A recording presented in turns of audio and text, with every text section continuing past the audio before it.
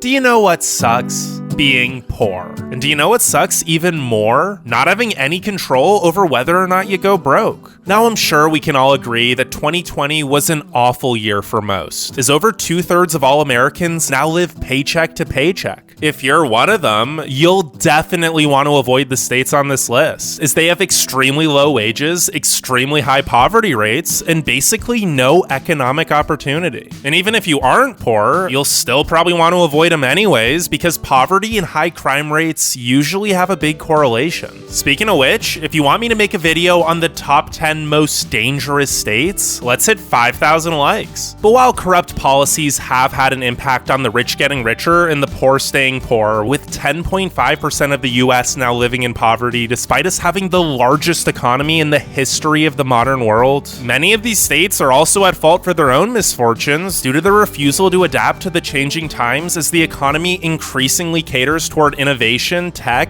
and new energy. But whatever the case, these are the top 10 poorest states in America for 2021.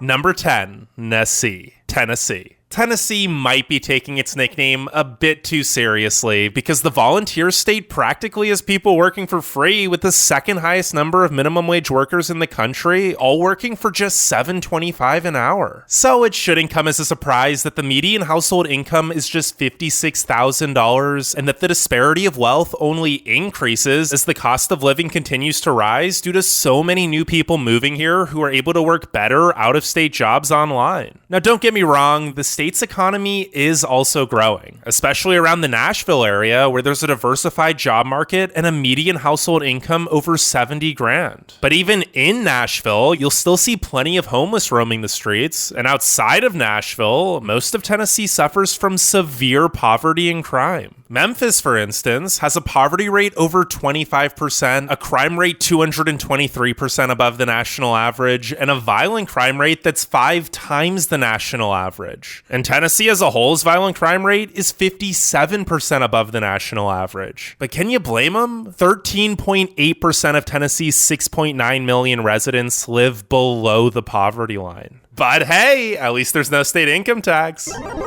Number 9, South Carolina. South Carolina is the 6th fastest growing state, with the population increasing by nearly 1.3% each year, which means I guess people just didn't get the memo that this isn't a great place to live. Sure, it's by no means the worst state in the country, but the schools suck as very little emphasis is put on education here, so the economy is struggling. Now, the one exception would be the Charleston area, which is actually a pretty great place to live with decent economic opportunity and a surprisingly high median household income of $70,000, but the rest of the state has very little industry, which has resulted in the 11th lowest median household income of only $56,200 statewide. Also, since so many people are moving here, the cost of housing is going up way faster than most local jobs can accommodate. The median home value actually increased by 8% over the past year to $207,000, which, combined with the low wages, has led to a 13.9% poverty rate. As such, many South Carolinians have resorted to crime, with the overall crime rate being 39% above the national average.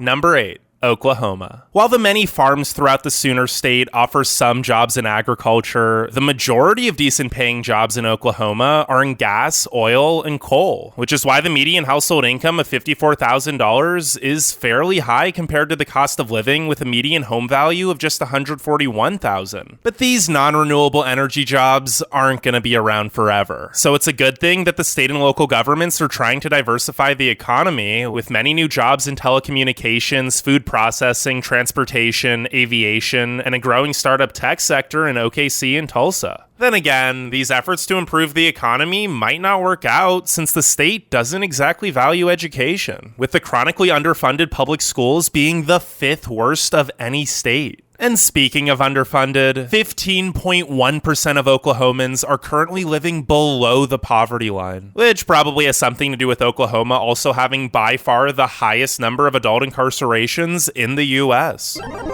Number 7. Alabama. Wait, what? I thought Alabama was the worst state. How's it only number 7 on this list? Well, yeah, the Cotton State was once our worst state to live in America, and one that definitely would have made the top 3 poorest states just a few years ago, but it's actually improved a lot in recent years, mainly due to Huntsville, which is actually one of the best cities to live in the South with tons of good jobs and a median household income over 67 grand. But Huntsville aside, most of Alabama is still very poor with even less opportunity. Birmingham, the largest metropolitan area in the state, for example, has an extremely high poverty rate of 25.9% and a violent crime rate that's 404% above the national average. And most of rural Alabama is even worse. There are actual homes here that don't have any access to proper sewage, running water, or electricity. And many counties have poverty rates over 30%. Overall, the median household income is just $51,700. And while you might think, so what if the median income is lower? Alabama's probably dirt cheap. I don't mind making less if I can spend less. Just remember there are much cheaper states in this country where you can make much more money. Because sure, the median home value is just $159,000, but 15.6% of Alabamans still live in poverty.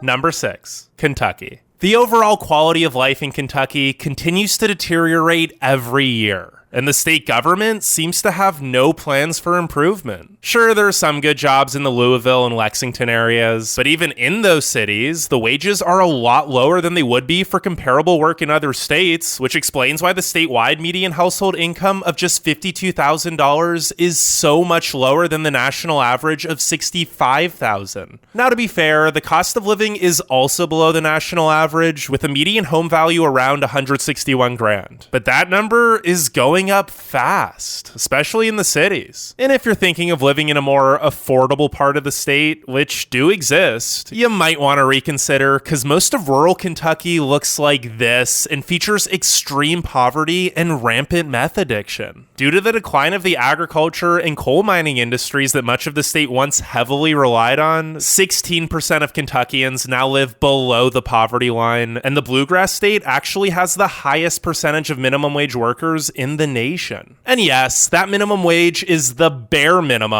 of just $7.25 an hour. Number 5. Arkansas. Well, would you look at that? There's finally a state on our list with a minimum wage higher than $7.25. But even an $11 minimum wage and low unemployment rate of just 4.9% can't save the land of opportunity from having literally no economic opportunity. Well, besides for the Fayetteville area, where the median household income is $62,000 thanks to all the Fortune 500 companies headquartered there. But the statewide median household income of $48,900 is actually the 3rd lowest in the nation. It's not really Arkansas's faults, though. Most of the economy is based around agriculture, forestry, and trucking and transportation, so there just aren't many good-paying jobs. And since education isn't a top priority here, with the public schooling system being ranked 10th worst in the nation, innovation and new industry aren't coming anytime soon. Now, thankfully, not as many people are living in poverty as the wages would suggest, since Arkansas is relatively affordable, with the median home costing around $142 grand. But boy, oh boy, are a whole lot of people still struggling to make ends meet, with the poverty rate in many counties skying upwards of 35%, and the statewide poverty rate is 16.1%. As a result, Arkansas is one of the 5 most dangerous states in the nation, with a violent crime rate that's 54% above the national average. Number 4, West Virginia. Are you starting to see a trend? Low-quality public schools means mostly unskilled labor, which means many residents are only going to get poorer as more blue-collar jobs are being automated away or going extinct altogether. Nowhere is that more evident than in the coal mining industry of West Virginia. What once provided a decent living for families now just serves as a sad testament to the American industrialism that has decimated so much of this state from the once beautiful beautiful mountaintops to the health of the residents who threw away years of their life to mine them. And since West Virginia still refuses to diversify its economy despite our country moving on to renewable sources of energy, so many decent, hardworking folks now have absolutely no opportunity of making a living. The Mountain State has the second lowest median household income at just $48,800, and despite West Virginia also offering the lowest cost of housing in the nation, with the median home costing just $113,000, 16.3% of the population still lives below the poverty line. It's no wonder West Virginia is the fastest shrinking state, with the population declining by 0.2% each year. Those who can afford to flee the state, while those who can't or who are just too stubborn to see that the economy isn't getting better anytime soon can only watch as their towns fall into more and more ruin.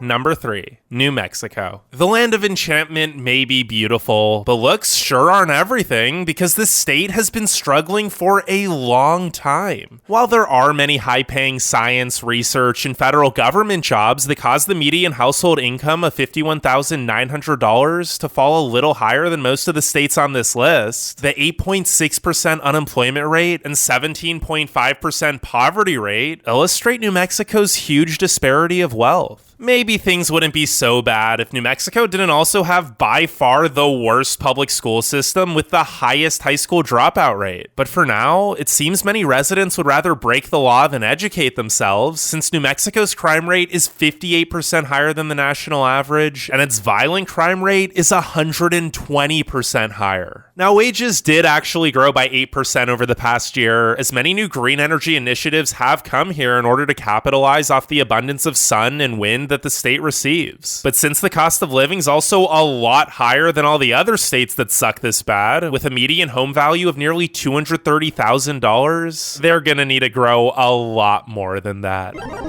Number 2, Louisiana. Louisiana is undoubtedly the most corrupt state in the nation, with the second highest rate of incarcerated adults. And as such, the state and local governments practically rob the poor of what little they have via high income and local sales taxes before turning right around and giving it to their buddies in the private sector as corporate tax subsidies, instead of actually using the tax money to improve the terrible infrastructure or public schooling system, which sure could use some money, as it's the third worst in the country. And due to the lack of education and resources, the economy here just isn't diversified. Sure, there are some high-paying jobs in oil and gas, as Louisiana's home to the most oil refineries per capita in the US, but those jobs aren't gonna last forever. And most other Louisianans are stuck working long hours for low wages in the New Orleans tourism industry, where the median household income is just $55,000, despite an expensive median home value of $240,000.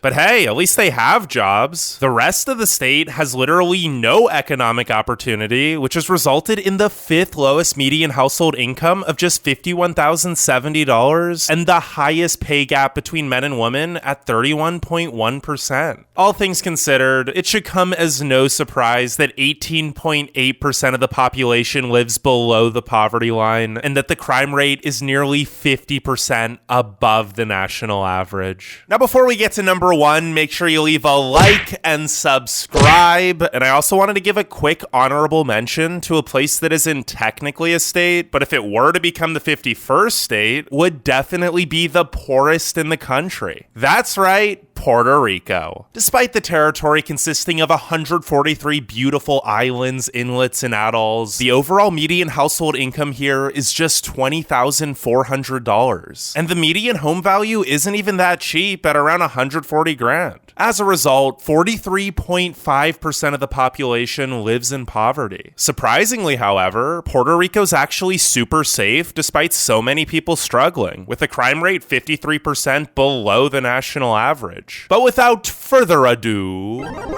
number 1, Mississippi. Was this one really a surprise? Our worst state to live in for 2021 just so happens to also be the poorest state in the country. It turns out the hospitality state isn't too hospitable, despite the median home value being just $134,000, because it ranks pretty much dead last in every economical category that matters. From the lowest median household income of just $45,700 to the highest poverty rate at 19.5%. The public public schools are also among the worst in the US, and even if they were good, it wouldn't do much good since the economy is also the worst in the nation. Many of the counties here are actually borderline third world with poverty rates over 40%. But even without all these numbers, if you've ever been to Mississippi, you could probably tell just from looking around that it's by far the poorest state in America.